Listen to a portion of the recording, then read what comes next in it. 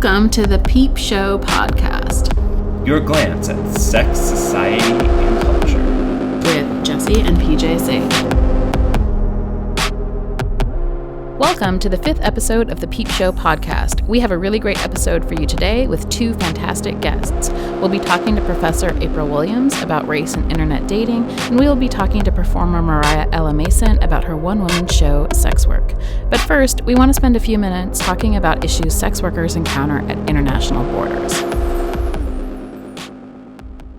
While we typically highlight articles related to sex and society written by others at the top of our show, this week I'm going to highlight something I wrote.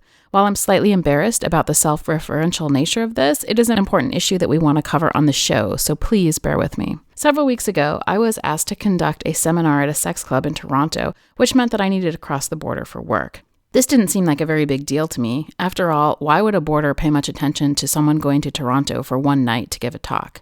PJ and I had gone to Montreal for a week-long academic conference a few months prior to this, and we were not questioned at all. But when asked what I was doing, I was straightforward. To make a long story short, PJ and I were detained, searched, and I had my social media combed through. While they didn't say so directly, I was clearly being searched for evidence of sex work. It probably didn't help that I had my makeup done for the club that night. Future note to self, when dealing with customs officers, be as understated as possible. They eventually let us go, though they made it clear that my social media presence had been flagged and that I may not be so lucky in the future. This got us thinking about the ways in which social media presence can be weaponized against sex workers, limiting their mobility. It didn't take much research to realize that this is a consistent problem that is not just limited to my experience. Customs officers, in fact, have the right to go through anyone's devices, demand their passwords, and examine their social media presence, their private messages, etc. Indeed, we actually know quite a few Canadian cam models who have been turned away at the U.S. border after their Twitter profiles outed them as sex workers. The advice that many people gave as to how to get out of this is to opt out of social media altogether. Yet for people who engage in sex work that isn't entirely local, which is the large majority of sex workers and almost all of online sex workers, this is a non-option. Social media platforms such as Twitter are the way that you build and retain clientele in the first place. The maintenance of a social media presence, in other words, is part of the work of sex work. In an article I wrote for the online blog Cyborgology, I talk about this experience and a little bit about how I think we ought to use our social media presence in order to fight against what I believe to be practices that discriminate against sex workers and other marginalized groups.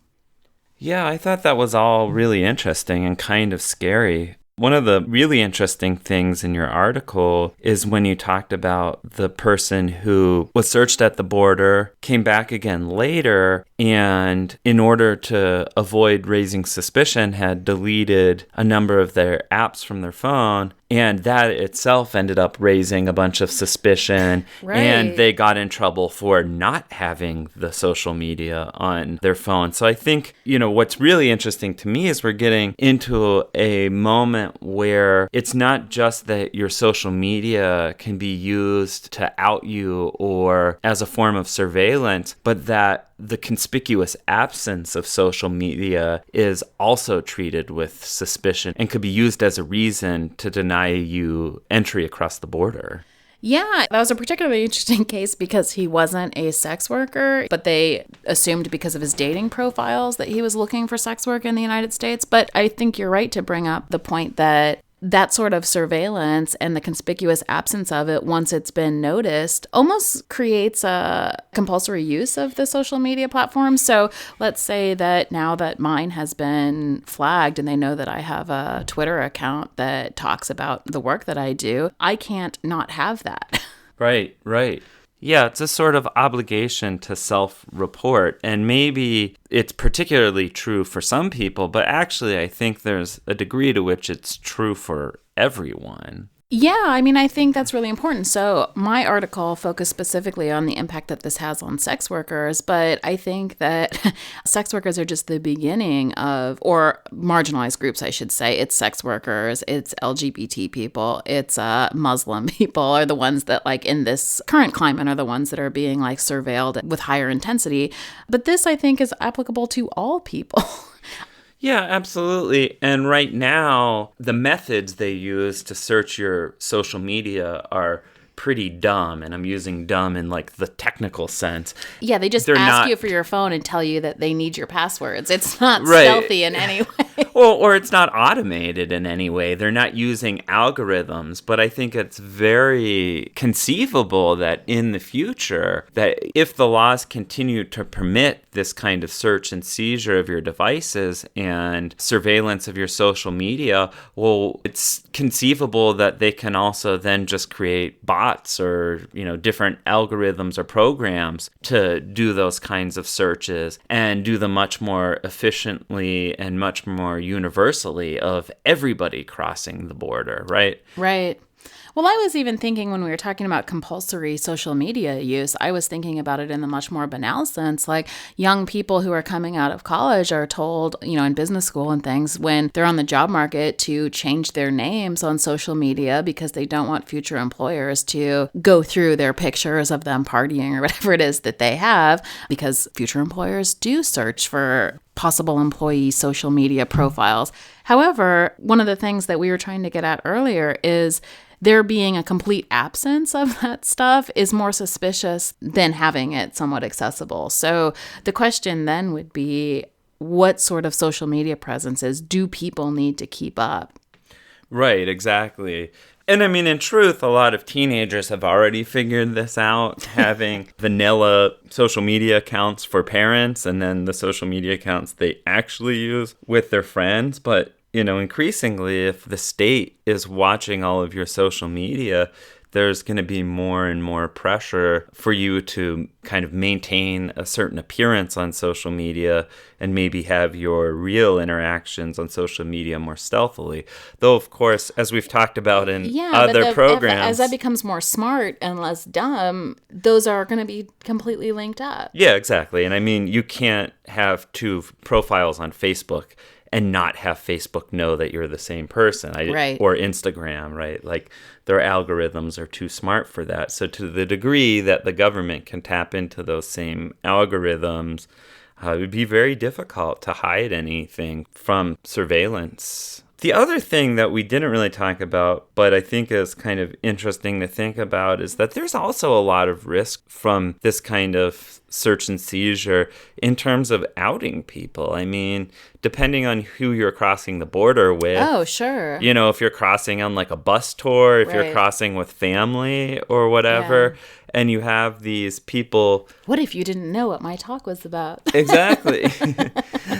I mean, in our case, it wasn't so big of a deal, but man, what if we were like traveling with our kids or something?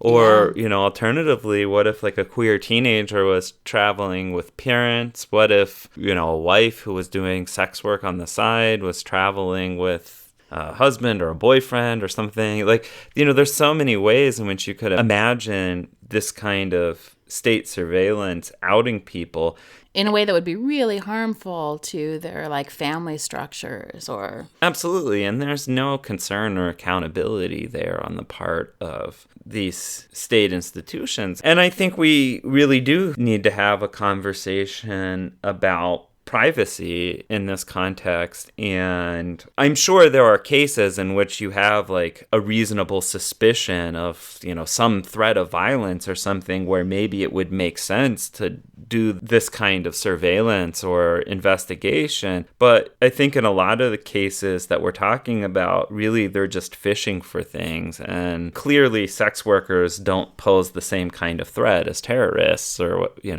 Sure. It's a different order of problem. And so, one would presume that the response should be proportionate to the threat. Right. Yeah. But it was actually very interesting. One of the things that I didn't bring up in the article that I was thinking this morning that I probably should have was in the little room in which we were detained, there was posters on the wall that had slogans on them that said, if we see this, talking about whatever the contents of your phone are, your sexy selfies or whatever it is that you have, your grandmother has seen it. And then there's another one that says, if we are able to see this, your teacher can see it. So there's also like a shame campaign going on within the customs office itself about what sort of information or what sort of images you have of yourself. Yeah, absolutely. Which was kind of amazing, actually.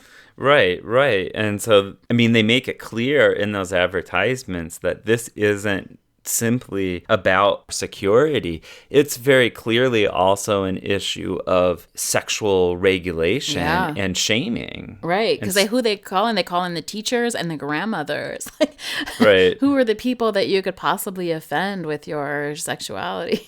Right, exactly. And that, like, you know, your sexuality is no offense part to of what's teachers and grandmothers. Yeah. But that's clearly what they were trying to get at. And by putting those posters in there, they're making it clear that your sexuality is one of the things, one of the criteria that's under scrutiny. Exactly. When crossing the border, and that's a reason for exclusion, regardless of whether you're conforming to the law or not. Yeah, because ultimately it wasn't about what was against the law or not against the law. I mean, in my case, I wasn't doing anything that was against the law, and they still could have turned us away. They made it very clear that it was up to their discretion, and they may have turned us away. And it had nothing to do with security, and it certainly had nothing to do with legality, because there was nothing illegal about giving a talk at a legal club. It's not even sex work. It was educational. So it was more about regulating sexuality. Yeah, I think so.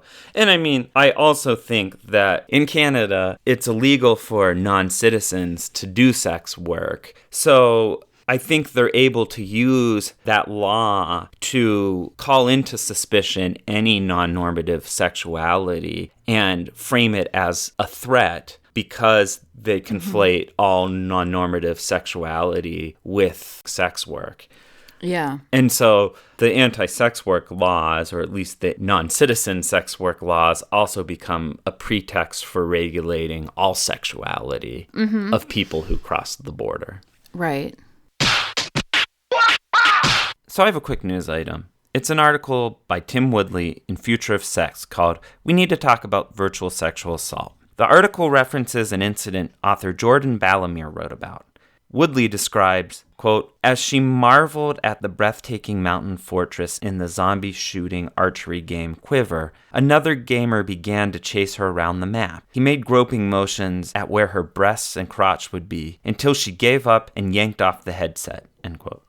Woodley considers whether such incidences of sexual assault in virtual reality should be criminalized. It's an interesting read, and I think it's a fair point that the immersiveness of VR can make the experience of digitally mediated sexual assault feel more intense and traumatic. However, I think it's important to recognize that this problem isn't really unique to VR. As a social technology, there have been concerns about sexual assault through the internet from the very beginning, perhaps most famously discussed in Julian Dibble's 1993 A Rape in Cyberspace. I say this to point out that sexual assault isn't ultimately about technology, it's about consent. So long as it is tolerated by our culture, it will manifest in new ways with each new medium we invent. Technology is not to blame, but it also won't save us. Sexual assault is a cultural problem, and it requires cultural change. Yeah, I think that that's a really important point, that the problem with sexual assault is certainly not isolated to any particular medium. Although at the very end of your little synopsis, one of the things that you say is that sexual assault is a cultural problem and requires cultural change. And my question to that would be, do you think that one of the things that he's suggesting, which is to criminalize that behavior within VR, would that be one of the steps toward creating cultural change, or do you think that it needs to come in other ways? No, that's a fair question. I don't know. I think criminalization is always complicated, but I can certainly see extending criminalization, just like we have created new laws around revenge porn, and increasingly there's discussion of expanding laws to cover things like sextortion through social media. Sure. I think it would be reasonable to talk about adding statutes or making the legal system more nuanced and more capable of handling sex crimes or sexual assault in digitally mediated spaces or environments. What I don't think is that's enough. That's my point, is that culture determines who gets to benefit from those laws and under what conditions those laws are actually enacted. Culture determines who's believed in a courtroom situation, and culture determines our tendency to either blame the perpetrator or blame the victim. So I think while criminalization may be useful in certain circumstances, ultimately I think that it's more of a band-aid than a cure. Yeah, but actually, now that you say that like that, I have another thought, which is that while we're talking about who gets believed and what sort of stories are taken seriously in courtrooms and things like that, virtual reality may be a model in which we can start to believe the stories of women, because all of those interactions are recorded in some way, in ways that they aren't in real life sexual assault. They may be, we don't know. But it's certainly easier to record. So in the incident, in the story in particular, I don't know anything about gaming culture, but it sounds to me like if she's playing some sort of game in which there are a lot of different people and everybody has an avatar, and she's getting groped and chased around and assaulted, that there are other witnesses to that, and that's something that can be like reconjured up in some way that allows for there to be a record of the sort of sexual assault that women are always under in a lot of circumstances. So I wonder if using those sorts of cases is a way to have a broader cultural conversation about the way in which women are treated in our culture.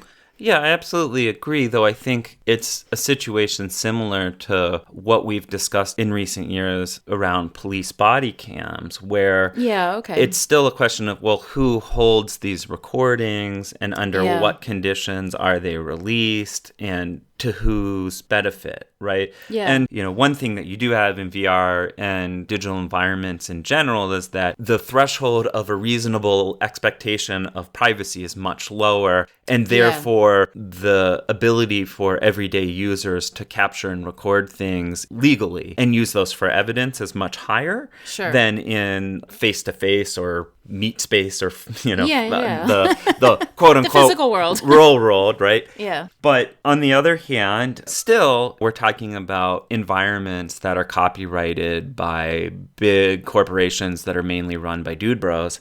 Yeah, okay, that's fair enough. And so I'm still skeptical that these environments and that the way that these environments are regulated are going to be beneficial to women or to victims more generally. Yeah, fair point.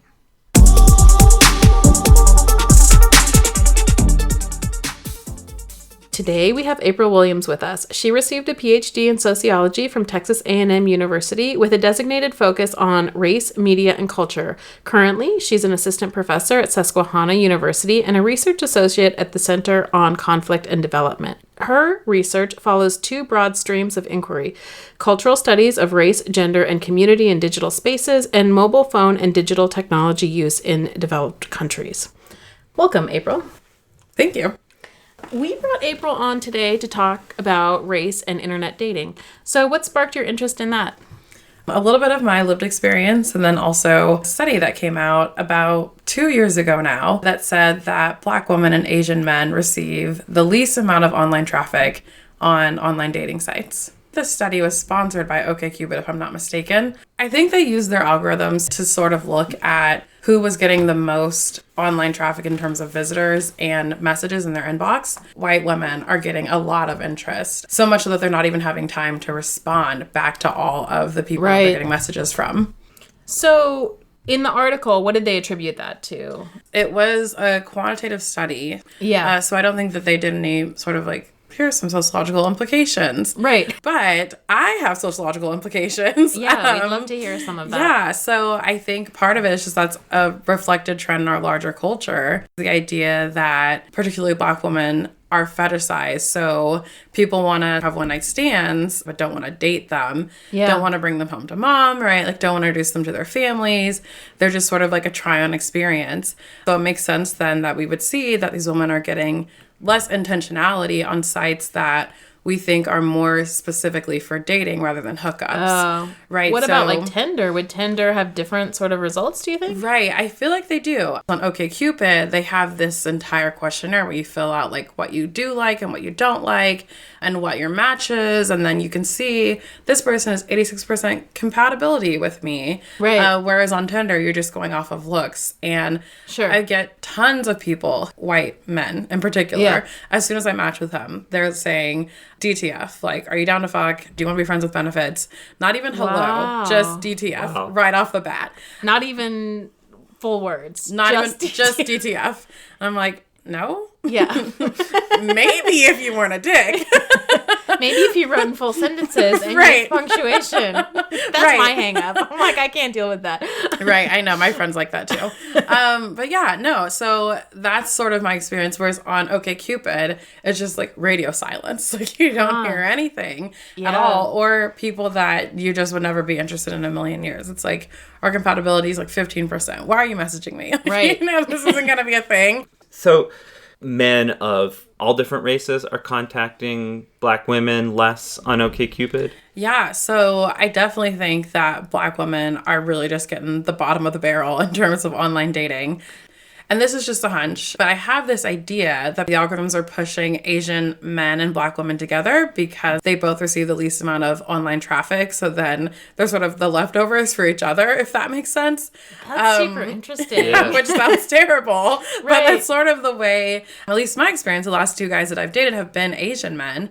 And I get so many guys in my Tinder that are Asian men. That seems to be sort of what's happening. And that's regardless of location. So you would think that it would change, you know, like if I'm in Texas versus here, then it might be a little bit different. But it seems like it hasn't really changed. That's been the general trend. Yeah, that's fascinating. Really interesting. What are the algorithms taking into account that would push Black women and Asian men together? I realize that this is hypothetical, but you have to start with hypotheses to study anything anyway. So there was an article where someone talked about their experience, and the title of it was, I saw my Tinder rating and I was horrified. There is such a thing? No, I didn't. I've never seen that article, and I didn't know there was a Tinder rating. Yeah, and so this person talked about how they were rated, and they describe how Tinder rates you. And essentially, it's, you know, the more people respond to you, the more matches you get, the higher up your number goes. And it sort of equalizes out to say, like, okay, this person is a 7, right? This arbitrary number of a 7. So it pushes more 7s your way. If you start getting higher ratings of, like, let's say 7.58, it'll push you more towards the 8. I didn't even know it worked like that. Right. And so at the American Sociological Association, which is the annual conference where all the sociologists come together, a few years ago, one of the guys who works for OkCupid came and did a presentation, and he said that if you feel like all of your matches are ugly, it's probably because you are ugly. Oh my because gosh, they use he the said same. that? Yes. Yeah. I'm kind of blown away right now. Yes. So let's say, like, objectively, this person could be really beautiful, but by virtue of them being Black or Asian, right, in the case of a man, their number is going to be lower just by virtue of them being swiped no so many times, then their number gets dragged down to a 2, right? So then if you're pushing 2s and 2s together, if Asian men are having the same experience and Black men are having the same experience, and it makes sense that you would see that 2s are getting pushed towards each other. Yeah, that's really fascinating. I actually didn't even know it worked like that. So what you're saying is the basis of the algorithms is that popular people are matched with popular people and less popular people are matched with less popular people, but that the unintended consequence of this popularity metric that they have internally is that the results are highly racialized. And it sounds like we were talking a bit about beauty before and standards of beauty, but there's probably other things that factor into that as well, that for various reasons, Asian men partners or Black women partners might be perceived as lower status or inapproachable for some reason, or some other factor that is deeply racialized. Right. A, that's fascinating, but B, Like, that's really, I mean, it's a form of institutional racism, right? Yeah. Like, Yeah, and there was a Black woman who did sort of an informal study I came across a few weeks ago, and she was saying that when her hair was in a more ethnic, quote unquote, hairstyle, so dreadlocks, she got less matches than when she had on a wig. Or it looked more European styled. I get this same exact treatment. I can tell right away if a picture is going to be successful or not. If I have dreads in the picture, if it's brown, brunette hair, then less likely to get matches on Tinder. Versus blonde hair, which is my current Tinder profile picture, gets a ton of matches. They don't say anything. They match with you and then they just go away and you feel like they never exist. But you get tons of matches. And I even had people from my past, when I started first wearing this blonde wig that I was wearing a few weeks ago, or months ago now, I had people messaging me saying, oh my gosh, this wig looks so good. You're so hot. And I'm just like, what the hell? I'm hot with the blonde hair and I'm hot with the brown hair. Like, this is ridiculous. But it's those social markers that people really pick up on. And when you're conforming to this idea of beauty that they're familiar with or that they think is acceptable, then they're saying, this is a performance of beauty that I like. I don't like your sort of Afrocentric performance of beauty. Right. yeah, absolutely. So what are the consequences, do you think, of these algorithms and their sort of implicit racial bias? Yeah, I think that's a really good way of thinking about it, implicit racial bias. I really think that it has a tangible effect for Black women in particular who are dating, or Asian men who are dating, in terms of their chances for long-term relationships or whatever it is. I feel like that's sort of the experience in terms of implications. I don't know. But I will say that I think that the algorithms are a reflection of larger racialization processes in American culture. Yeah. Yeah. Yeah, I know. As a senior millennial,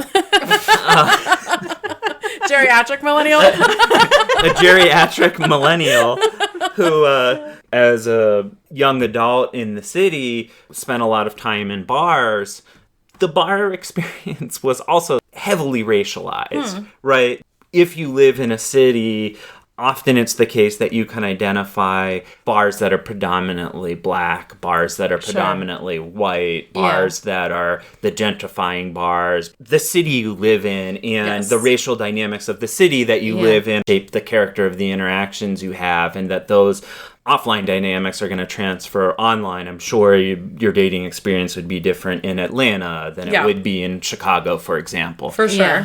So we've identified a structural problem with the way that these algorithms are set up on dating sites. And of course, that reflects broader systemic racism in society.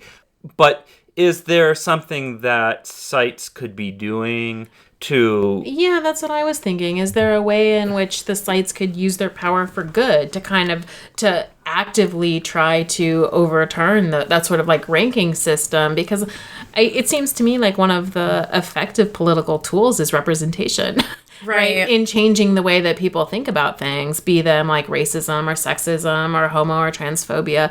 The more people of any of those stigmatized categories that people have in their lives or see in their lives, the more humanized those people become, and the more able people are to relate in a non-fetishistic way, right? So it seems that there could be something that they could be doing in order to try to change the representation, change who it is that people see. I don't know enough about the way algorithms work to say what they could do. But even if we aren't talking about algorithms, it seems like they could perhaps engage in a certain campaign where it's just more visibility.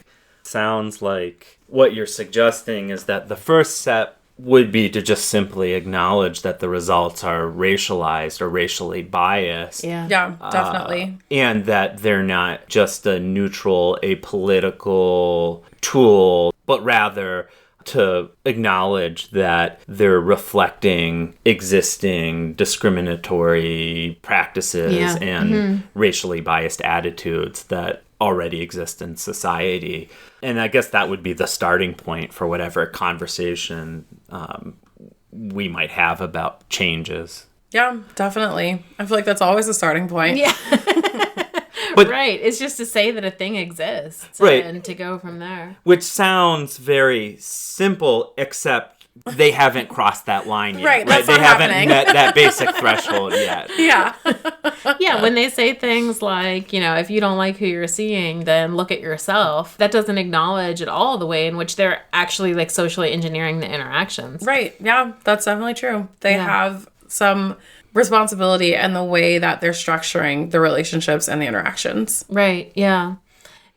Yeah. So tell us about your study. So the idea is that I would like to collect narratives from Black women around the country talking about their dating experiences, really just thinking about what it looks like to be dating as a Black woman and a millennial in our present time, especially if you're doing online dating, which I think a majority of people are now. Yeah. So I'm putting together a site. The name of it is Alt-Right Swipe Left. So awesome. if Good. you That's will, great.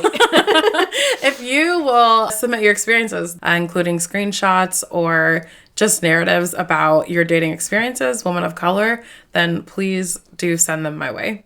Yeah, and we'll certainly link to that once you have that up and about to try to get people to contribute to your project. Thank you.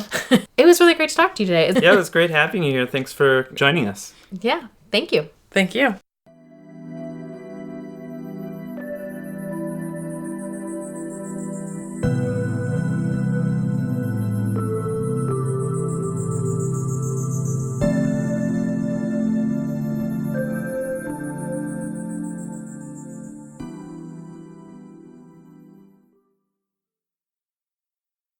We have Moriah Ella Mason with us today. She is a queer polyamorous Jew, a survivor, a former sex worker, and an interdisciplinary artist, bodyworker, and educator. Her original performance works have been presented at a variety of venues in Pittsburgh, Tucson, and New York City.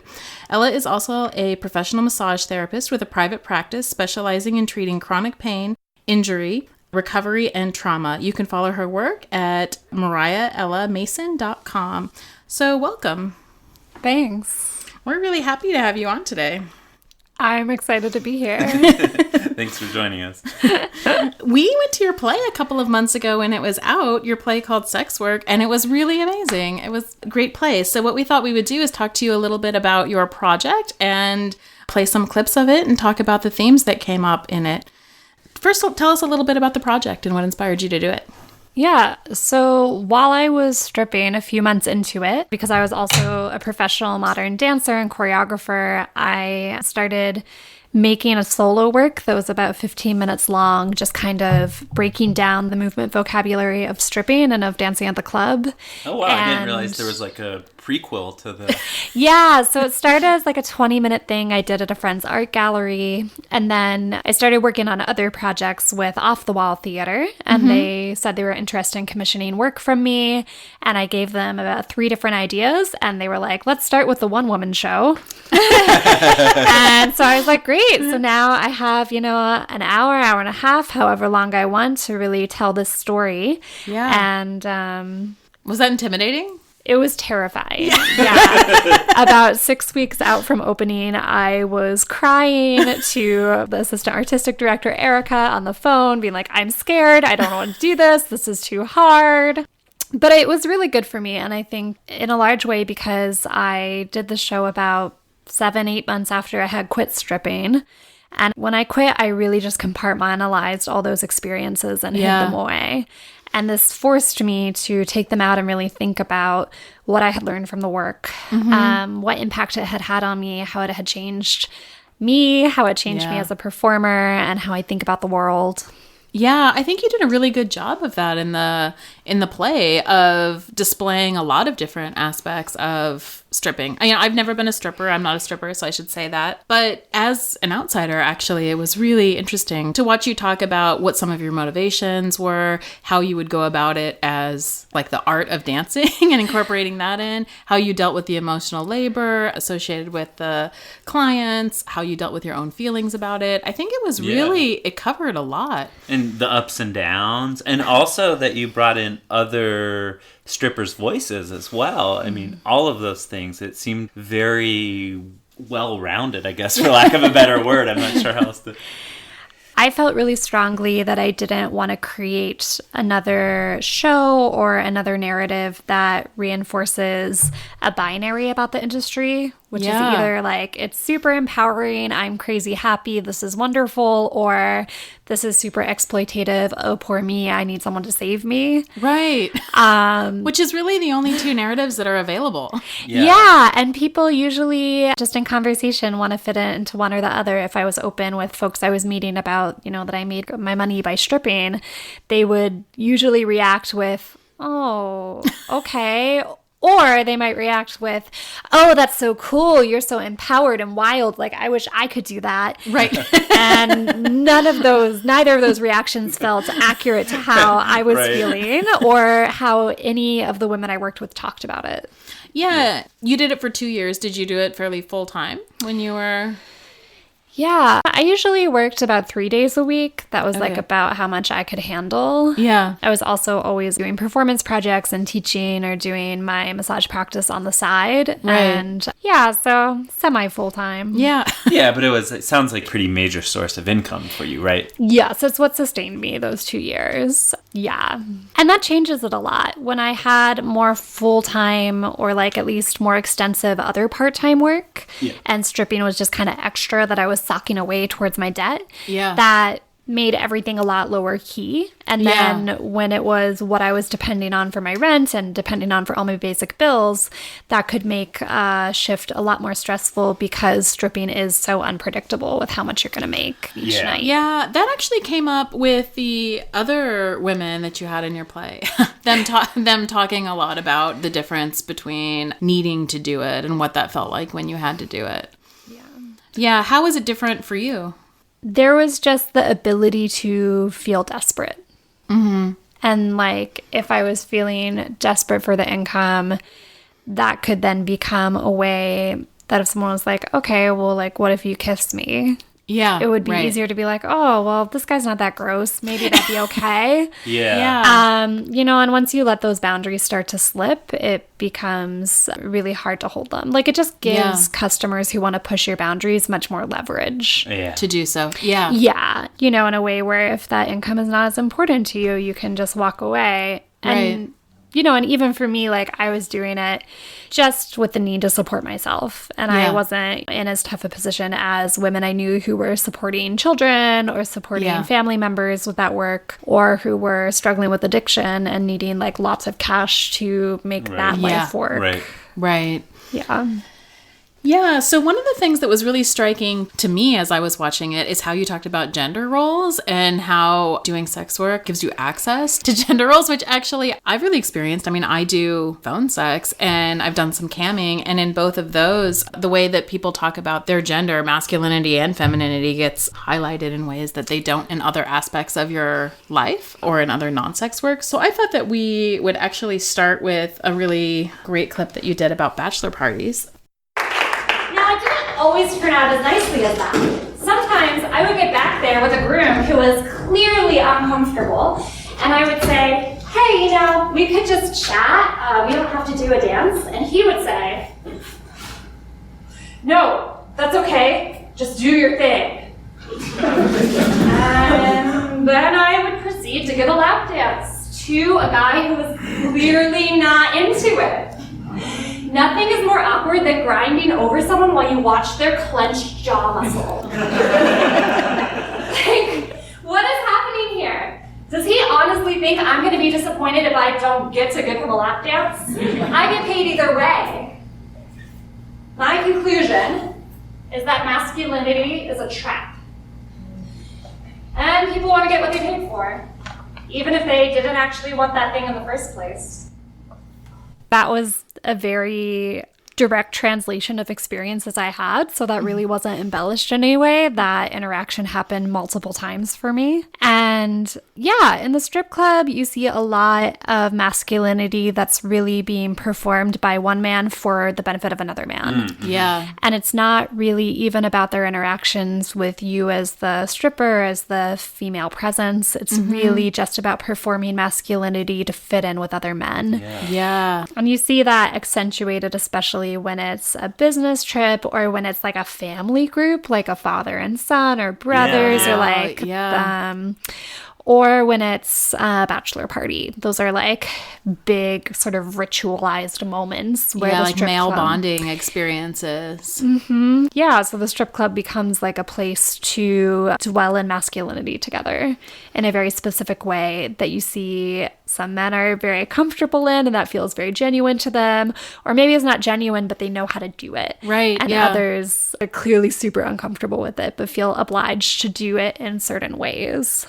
It's really, really interesting because you would think that I wouldn't see that in my work when I'm having one-on-one interactions with men where there's no other men present, except that that's something that comes up like over and over and over again, like in a lot of different ways. So in a lot of cuckold fantasies where what they want is for me to like help them imagine that there's another man there, and then they're like performing this sort of masculinity in front of another man, but there's always like an imagined other man around. And I remember being somewhat shocked by that at first and asking like, well, what's my purpose here? Like in the same way that you say, like, as a stripper, it's not even about you. Like, they're not there for you. They're Why there don't you for just each call other. another man? Yeah.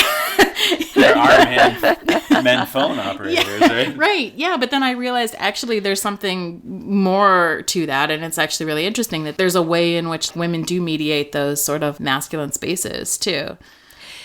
Yeah, definitely. The conversations I would have with grooms while not giving them lap dances Right. would sometimes be like pretty intimate and real about like what was exciting or what was scary about their commitment, about their relationship, how they were feeling that night. And those were probably not the conversations happening on the floor of the strip club with their friends, just because it's so fucking loud. Like, that's not where you're going to have that conversation. Yeah.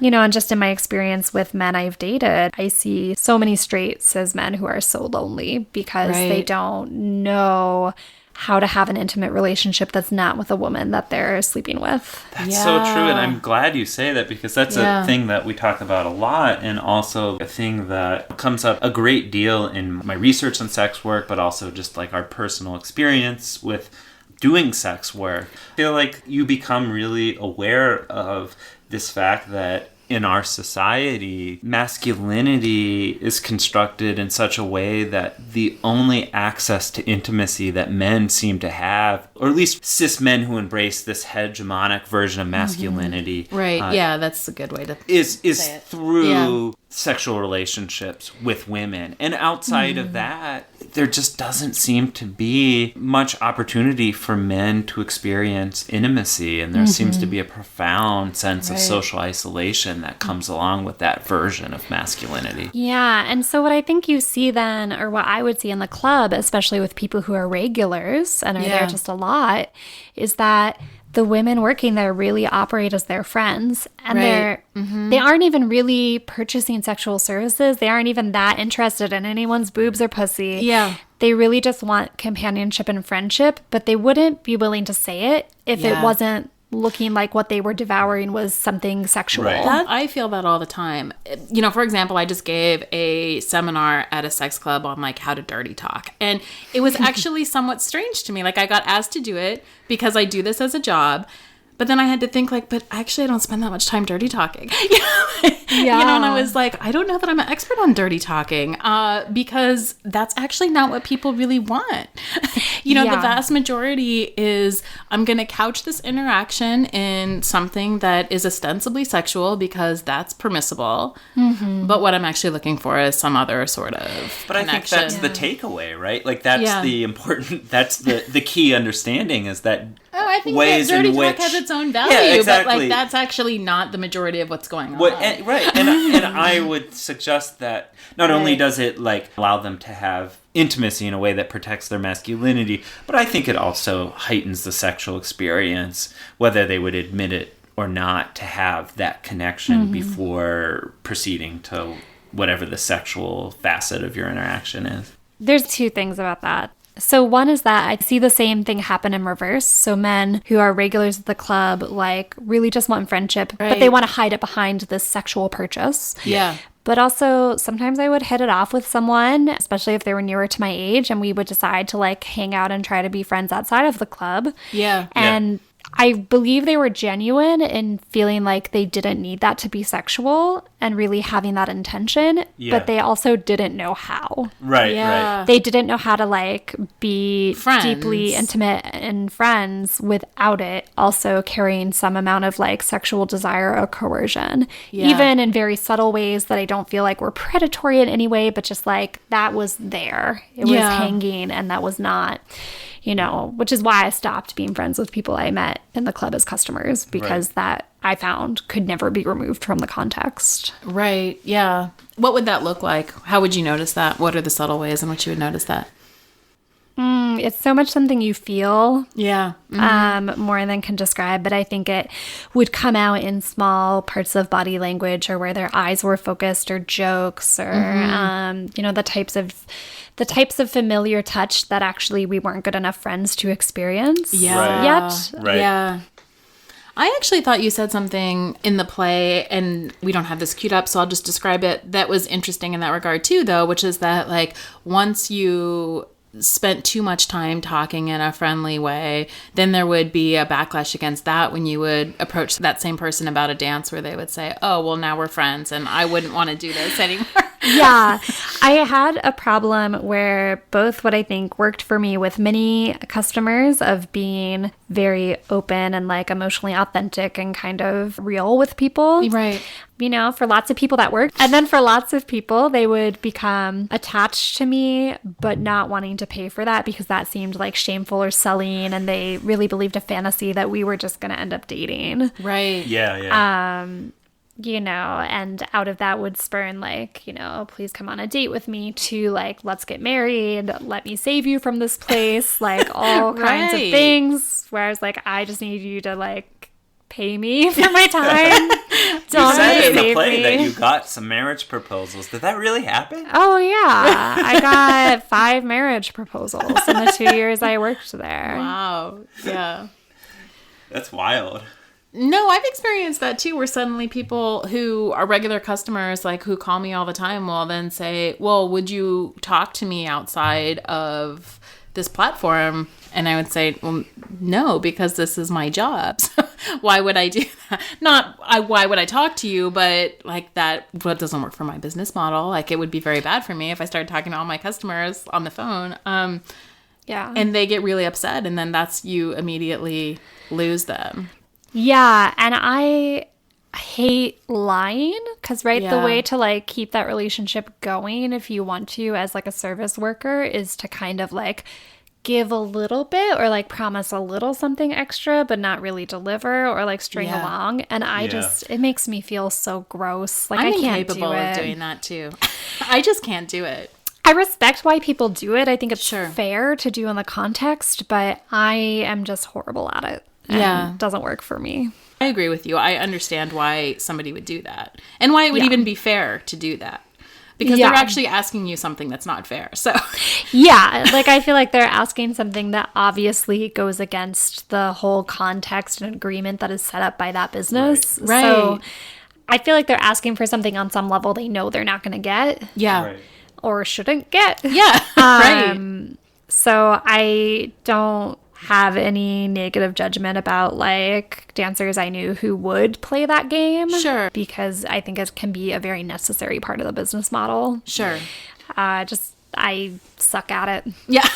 Yeah, there was one of my favorite sex work researchers, a woman named Catherine Frank, who is a former stripper who wrote an ethnography. She worked in a range of clubs, but particularly in the high-end clubs where you could actually buy out a dancer's floor time and take them to dinner at like the steakhouse within the club, right? So you could go on a date, but you had to pay like some premium for the date. You know, she suggested that there was a suspension of disbelief that happened, that this could be a bigger, thing than it was. But her argument was that the men were equally complicit in that. They too knew it was a fantasy that they were constructing, and they fully intended to go home to their wives or whatever.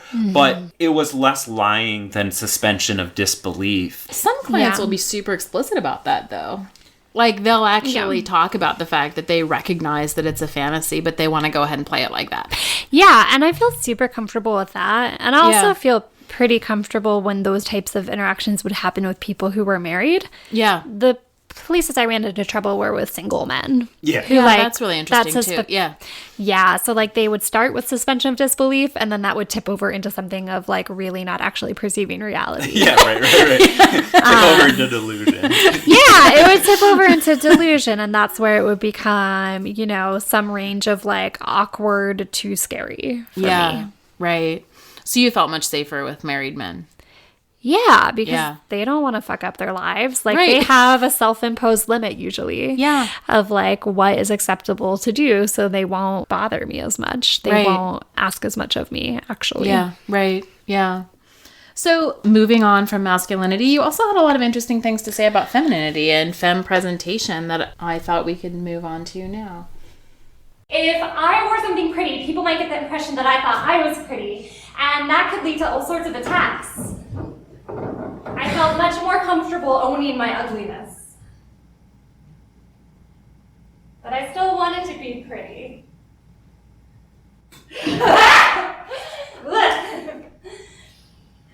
But look how far I've come. You don't find an outfit much more femme than this. Big part of that for me was that stepping into stripping meant really putting on femme as drag for me. Yeah, that's really Oh, wow. interesting. Because I identify as femme, but I also feel like I like to play a spectrum more in my daily life because I am queer and I appreciate trying to like embrace my masculinities as well. But also, yeah, that type of super high femme was not a space I felt comfortable in and had really owned for myself before. Yeah. And I had a lot of fear of it from like just normal like middle school bullying by other girls and just Right. being, you know, just feeling convinced that like I am not attractive, and so it's more humiliating if I act in a way that presumes I am. Yeah, that was actually really really deep when I saw that. You know, I'm actually a fairly high femme person and haven't had that much of a complicated relationship with femininity, almost in the opposite way. Like, it's very difficult for me to not put that on. So, well, it doesn't feel like a putting on to me. So that's why it was really valuable to see that, because you're right, those are spaces where high femme is like actually the only option, right? Yeah. For the most part. So if you don't occupy that as easily, or it's not something that you want to do all the time, like... Yeah, in some ways it was like really satisfying to realize Yeah. that, oh, I can occupy that space and people do think I'm hot and I can be like a girly girl or like a glamorous woman and people are into it. Yeah. You know, and I had to learn how to do makeup. I really didn't know how. I was kind of just fake, you know, whenever I had to do it for modern dance shows, and modern dance shows don't really care. Yeah. You know, so I watched a lot of drag queen tutorials. Really? Yeah, because stripper makeup is not like normal makeup. Yeah. Right. So, you know, you look like a terrifying fucking clown when you're in normal lighting, but Yeah. it looks good on the floor because Right. it's so dark and colored lights and everything. Yeah, it's been funny now trying to do normal makeup and not. You have to like tone it down. Yeah, I have to tone it down and I don't always get it right. And also stripping just totally kind of like set my scale in one direction really heavy. So Sure. then I found like, oh man, I don't have like anything more androgynous or masculine presenting anymore in my closet. And like, Did the experience of stripping make you more comfortable in those roles? Yeah, it made me a lot more comfortable embracing, like femme identity and like high femme presentation. But it also kind of made that start to feel like an obligation. Yeah. So like even when I wasn't at the club, I started to feel like, oh, I can look this way.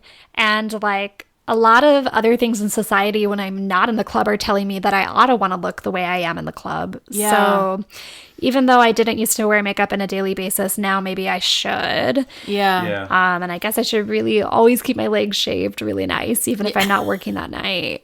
And that made me really angry when I noticed that was happening. Yeah, that's interesting.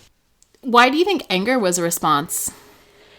I think because I felt like I was being controlled. Yeah, right. And I felt annoyed to realize that despite being a feminist and thinking I know things about sexism, it still affects me. Right. Yeah. Because I always want to think like, oh, I have a power analysis about it, so therefore I am free from all evil effects of whatever ism I'm looking at, which is never true. Right. Yeah, they came across really well in one of the scenes where you were dancing on the pole and you were talking about these power structures and you were talking about feminism and empowerment. But then you stepped back a little bit from that and you said, actually, I can't remember the exact word you used, but it's like disappointing or it's something to think that with all of the other things that you have, that it's still like your naked body. That's most valuable. Yeah. So I remember that part of the show because it's one of the earliest parts I wrote.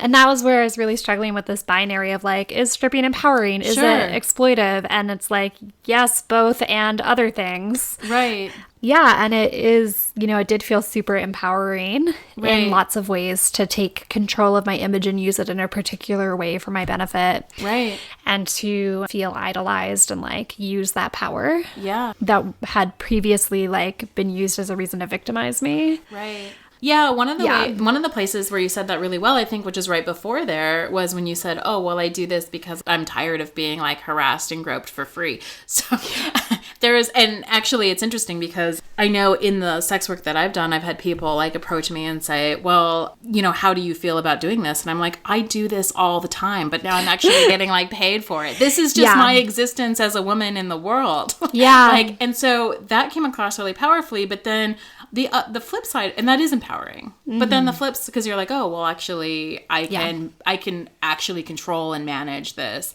and it's something that I have to deal with regardless of whether I'm controlling it and managing it or not. But the flip side of that is that is the thing that's valued too. Yeah, I mean, I think the flip side is like, on one level, there's a feeling of power and control, and then still, when you think of how the job of stripping or other types of sex work are within a larger context of the economy we have and the way we see women and who tends to own clubs and who tends to be the people really profiting at the top of that. Yeah. Right. That leads to another place of feeling really disempowered. Yeah. So it's both, and it's messy and it's complicated, and I think there's lots of really smart, rational reasons for choosing to go into sex work, just coldly realizing that that's a truth, that like economically you will probably make a lot more from using your sexuality as a woman in this economy than through most other jobs. Right. And it's super fucked up even that that's with very true. high levels of education. Yeah, even with high levels of education, even with a lot of privilege, that will still be true. And it makes me really upset and angry that that is true. Right. It doesn't make me upset that that's an option I can choose to take or that I did, but I feel upset that stripping is such an attractive option.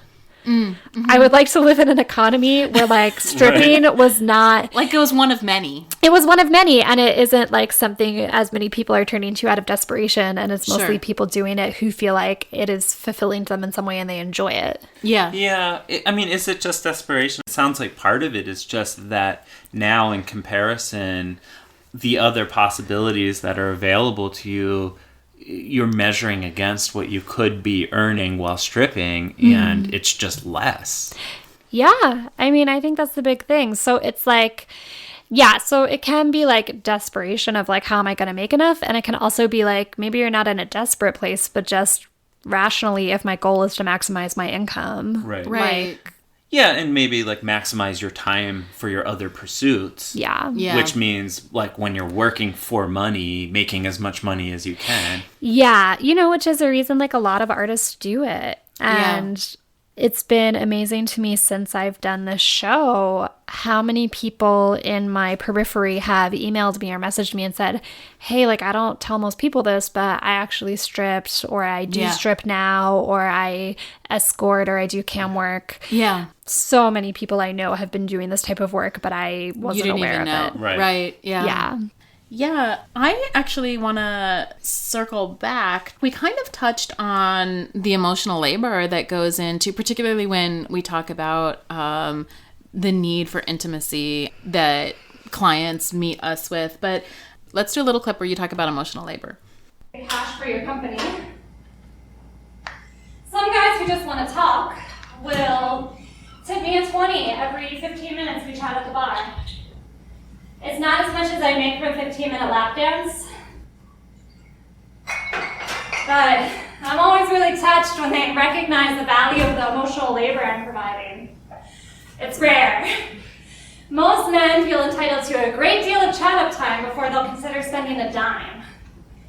Different dancers will have different rules about how much time they'll spend in this verbal dance. And some say that if a guy hasn't asked for a private within the first 10 minutes, he's never going to, so you shouldn't waste your time. But I've never found any consistency to it. Sometimes, chatting at the bar for an hour has led to me getting $500 in room fees and tips. And then other times, a guy pulls me off the crowd on the floor, flirts intensely for an hour, and then becomes fucking indignant when I ask if he'd like a lap dance. And last night was the worst of the worst. The first 3 guys I interacted with all expressed that they weren't really interested in seeing me at the club, but would I be willing to come to their apartment, hotel room, car, and suck them off, ride their cock, take it up the ass for $100 to $200. Don't get me wrong. I don't think there's anything wrong with sex workers or escorts or prostitutes. But it pisses me off when guys come to the club for that reason. There are ways to find sex workers without harassing every dancer in the building while refusing to spend any money on them at their actual job. And I know women will fuck for that cheap if they have to. But even on a bad night at the club, I can usually scrape together $150.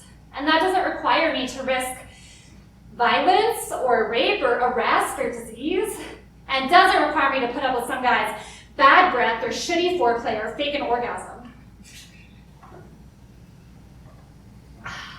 Yeah, I thought that was really great. I thought that there was something really important about talking about different types of sex work without shaming. And I think what you did really well in there is you didn't shame like other sorts of sex work, but you said, why doesn't one like go out in search of that particular thing if that's what they want and allow people to come in? And we actually talked to another woman in a previous podcast, another stripper, and she talked about this as well.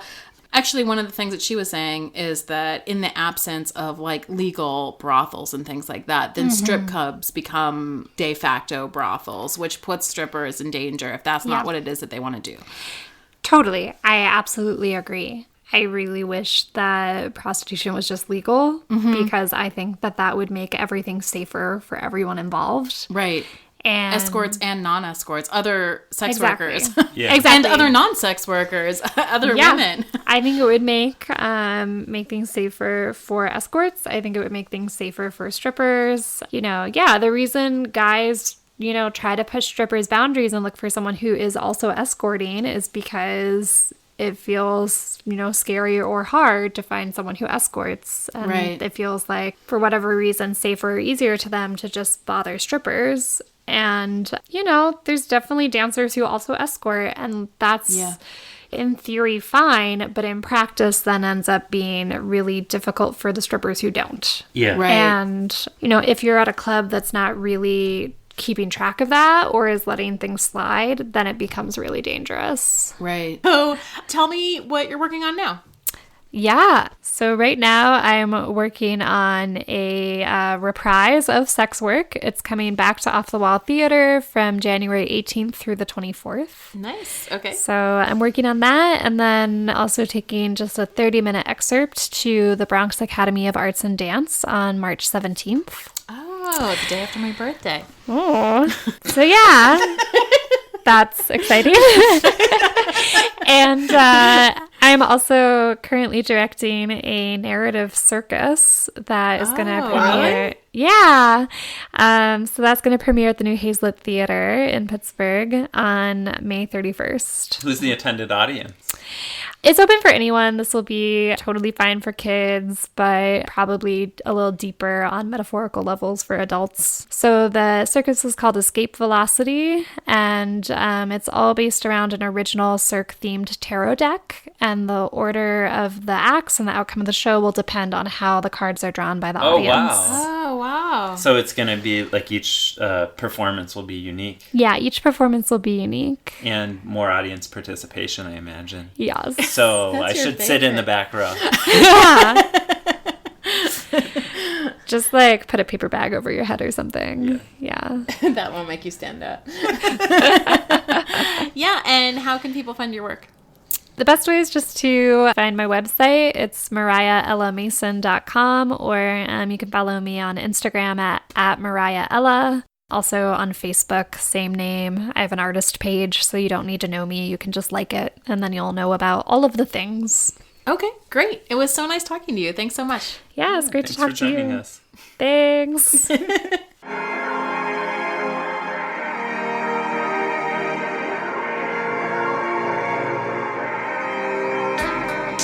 Thank you for joining us today. We really enjoyed putting this episode together for you all. We appreciate the time and energy of our two lovely guests, Apryl Williams and Moriah Ella Mason. You can find Apryl with a Y on Twitter at AprilW and at AprylWilliams.com, and you can find Ella at MoriahEllaMason.com. I'm Jessie Sage, and you can find me on Twitter at Sapiotextual. I'm PJ Sage, and you can find me at Pej Sage. We need your support to keep our podcast running, to pay for our website and the services that host and distribute this podcast. Please consider visiting our Patreon and contributing. If only $1 a month, every little bit helps. Thanks to Joe Kennedy for the music. The show was produced by PJ Sage. Signing off. Have a great week.